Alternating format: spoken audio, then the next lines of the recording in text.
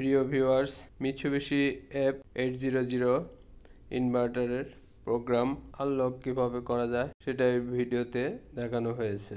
আমরা প্রথম P8 এ ডিসেলারেশন time, P programme P7 এ acceleration time, তো এগুলো প্রোগ্রাম এডিট করা যাচ্ছে না।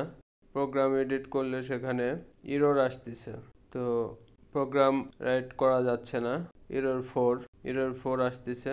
তো সেই ক্ষেত্রে আমাদেরকে এই প্রোগ্রাম বা প্যারামিটার এডিট করার জন্য, প্যারামিটারের ভ্যালু এডিট করার জন্য আমরা যদি প্যারামিটারের ভ্যালু কম বেশি করতে চাই, সেই ক্ষেত্রে আমাদেরকে এটা P77 এ যেয়ে 2 করে আনলক করতে হবে। 77 প্যারামিটার P77 এ 2 করলে আনলক হবে এবং আমরা তখন যে কোনো প্যারামিটার এডিট করতে পারবো, প্যারামিটারের ভ্যালু এডিট করতে পারবো।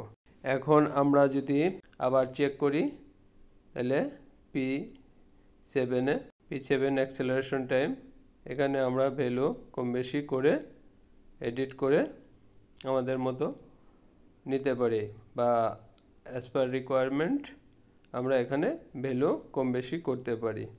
Please subscribe my channel. Thank you so much.